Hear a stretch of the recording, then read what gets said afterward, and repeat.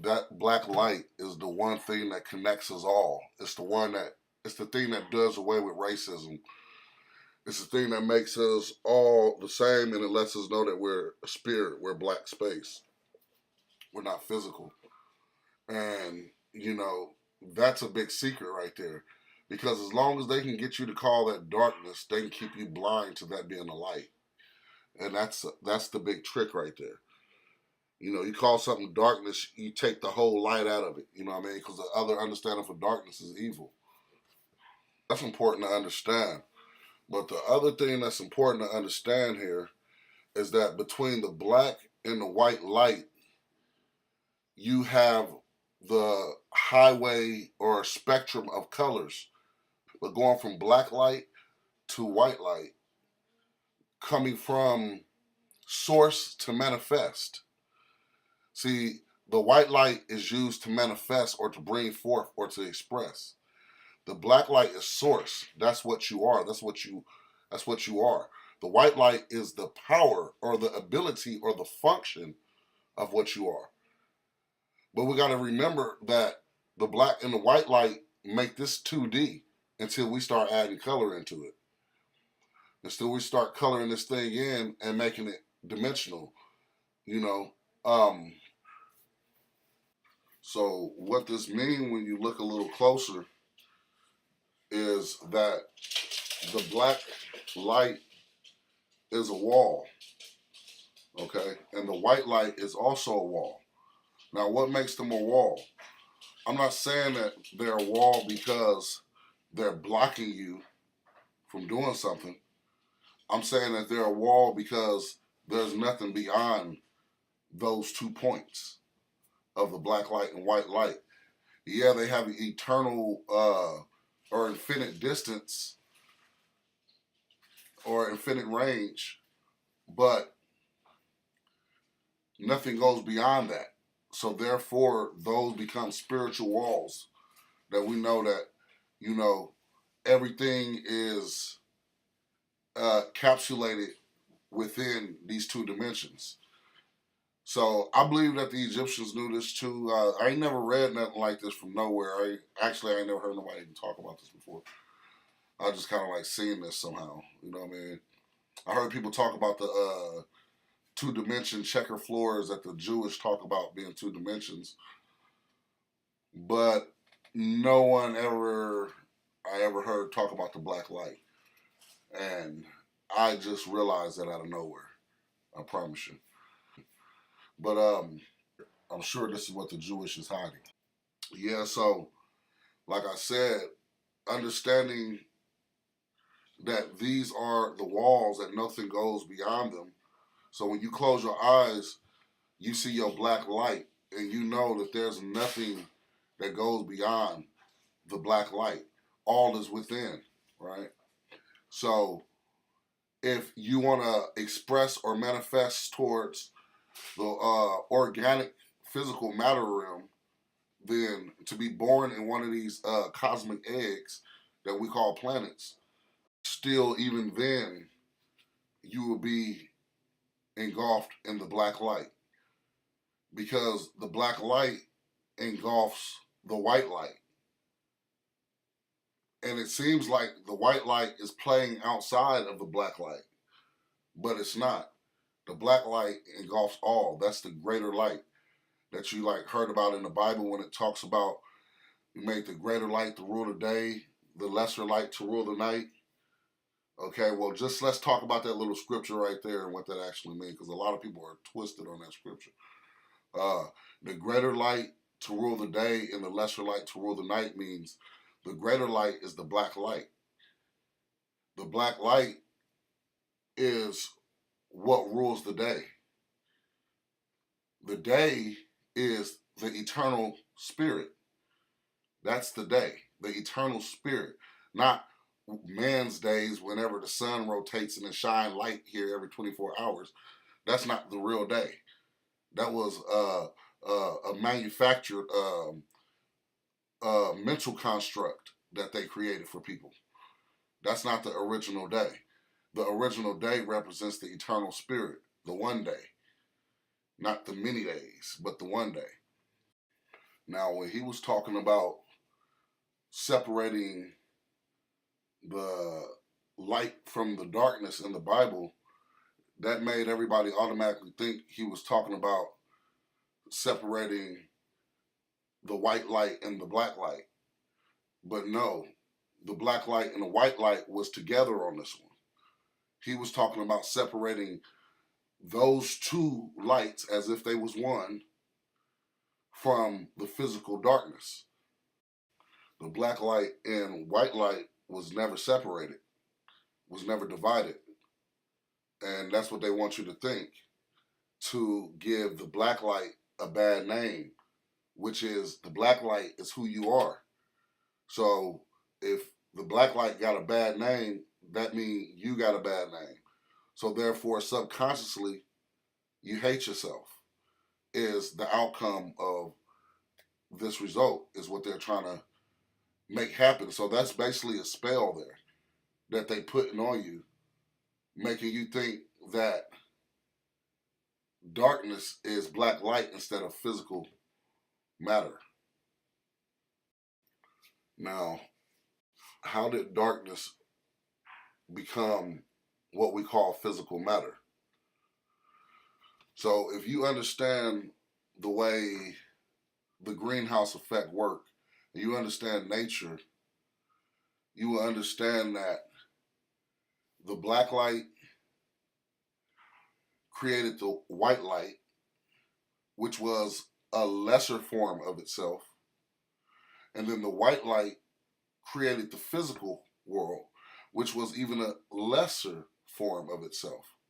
Which means coming from black light to white light to physical gets darker and darker and darker. But not in the way of how we understand light as primitive people, as a glow or a shine, but it gets darker and darker and darker in its nature. So what I mean by its nature is that it gets lower and lower and lower in frequency, because the nature of all things start from frequency, energy moving. So when that energy is moving and when it's traveling and transferring, it can find itself in lower states, leaving fingerprints behind, like, crystals or gold or copper, and leaving its fingerprints behind, and that frequency going on, being free, because it is light. And that is what we call light, and that is what black light is also. It's frequency. It's those lights that you can't see, like your spirit. It's the lights that you can't see. See, the light that we see is called visible light, which is the light that creates physical matter. The lesser light to rule the night, pretty much. The lesser light to rule the darkness, or the lesser light to rule the physical world. So the lesser light was the light that create physical reality, the one that creates your trees and your plants that you cut wood up with and make tables and trees and houses out of. All that darkness that you just now used, you just killed a lot of trees and took the bodies of those trees, which has plenty of darkness in between. At first it had some light in it and had an electrical charge in it that held spirit. And then you cut it off from the earth, from its source, and it ain't nothing but its body, just the dead darkness now. Separated from its light. And as simple as that. You got, once the spirit leaves that body, that black light and white light takes off together. That black light takes off through the white light portal. You see? So, in leaving back the physical shell, shedding itself like a serpent, leaving back the physical darkness. And this is the same way that our bodies are made. Our body come through as a frequency at first, light, that controls the resonance of particles, that creates the physical shell. And then when it's time to transfer, in other words, die physically, the frequency takes off. And the frequency is light. And the frequency is life. Whether it's an unseen frequency or if it's a seen frequency like the visible light. What is the purpose for all of this back and forth light traveling and spirit transferring and into these different bodies and these different forms, right? So I told him that the whole purpose of all this is, and I don't even necessarily know if I want to call it purpose, because it's natural, it's nature, you know what I mean? And nature is just what it is. So, like I said, my ultimate answer to him was all this is about birth. The whole life is about birth. Like, as you know, that every creature, female or male or whatever it is, came out of the womb, the vagina of a female dog or a female kangaroo or whatever the female was. And so basically everything is about birth. So everything is giving birth. So now that you see that everything is giving a birth on this level, you know that everything is giving birth on the other level, in the heavens above and so within. So everything is giving birth.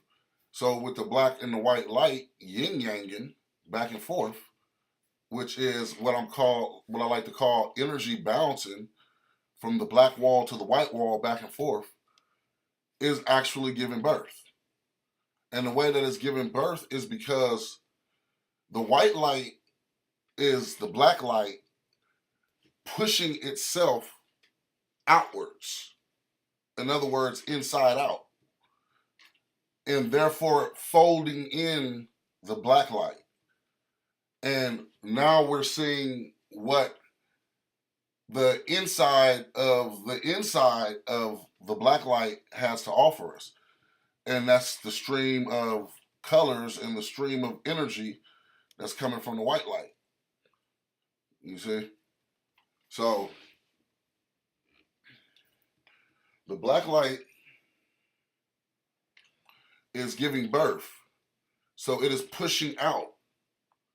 So to show you how that goes all the way, the black light is pushing out, giving birth, and then the white light is also doing the same, pushing out, giving birth to what we know as physical form. Now, I get a lot of people that be like, okay, man, well, I don't see no people getting watered like plants, and I don't see no people sunlight shining on them and them growing out of the dirt, right? So what I show them is this right here. I show them that the dirt is what your body is made of, right?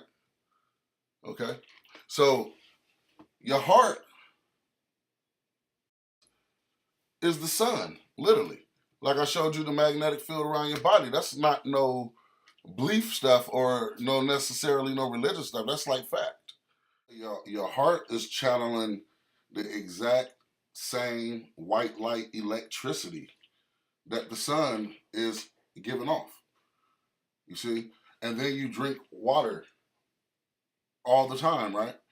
So you're getting the waters from above, right? And you're drinking these waters all the time to stay hydrated. So there you got your dirt, which is your flesh.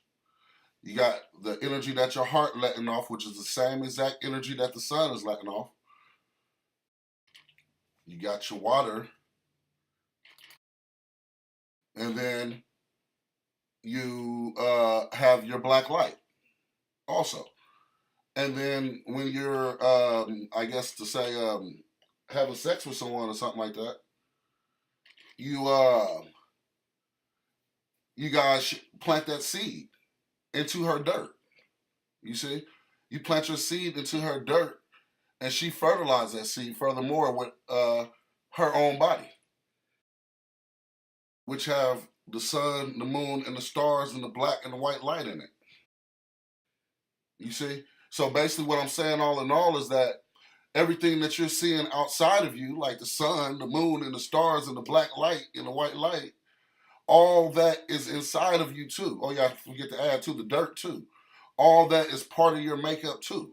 You see, there's not nothing that the universe is made of that you're not made of. And that is absolute fact. I don't care what religion you're from. I don't care what you think about this or that. This is absolute fact. You see what I mean? So there's not nothing in the universe that you're not made of. You see what I mean? Um, so yeah, all in all, the body is just a garden with its own skies and its own sun.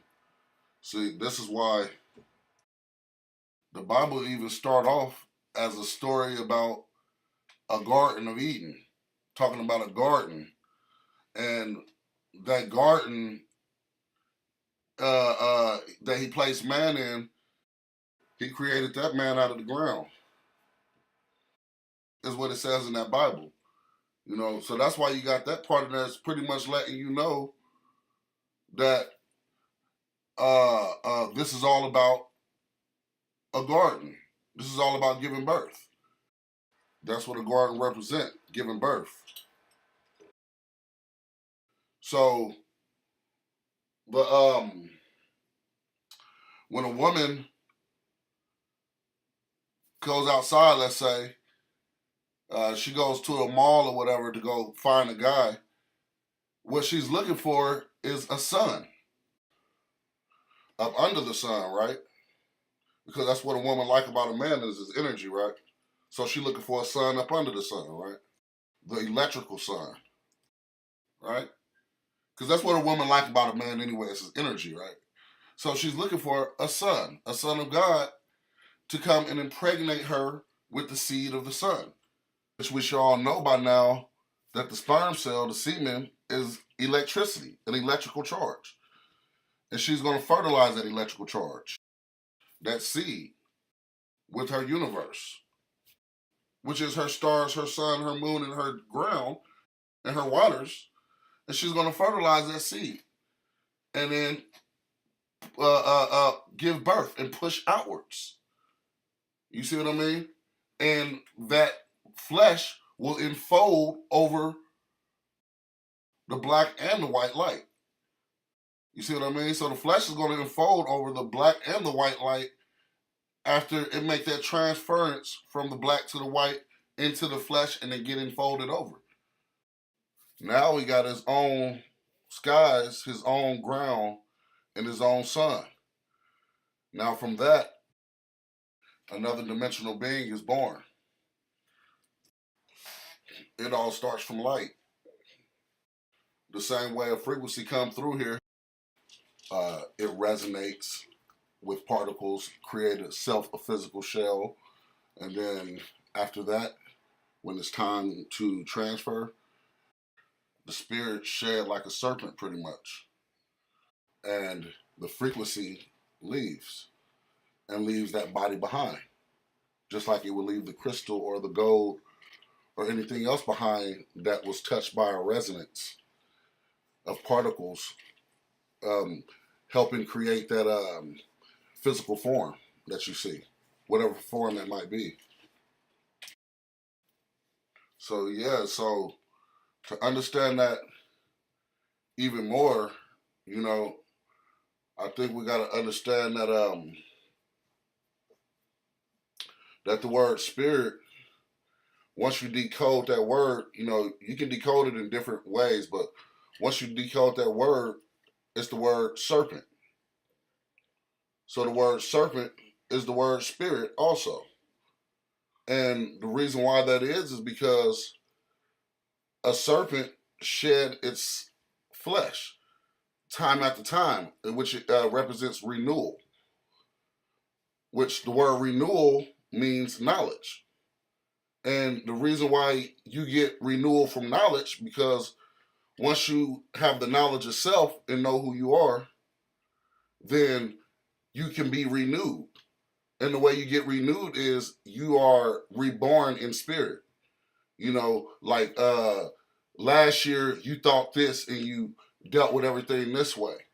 You know, and this year you done made a lot of changes because you seen how you was going wrong in so many ways with that kind of spirit. So what you do, you shed at that. And you know, and that's like what the word we talking about change. You know, you shed at that. So we keep on shedding our ways all the way until we actually shed our physical flesh. Now, day by day, our physical flesh shed anyway. That's how you got dead skin anyway. You're shedding anyway, technically. But you're shedding all the way up until you totally shed out of this flesh. You see what I mean? So, you know, the purpose of showing you that the word spirit is serpent at the same time is so I can show you also, you know, why the Egyptians had the serpent on their head and like what that means too. You know what I mean?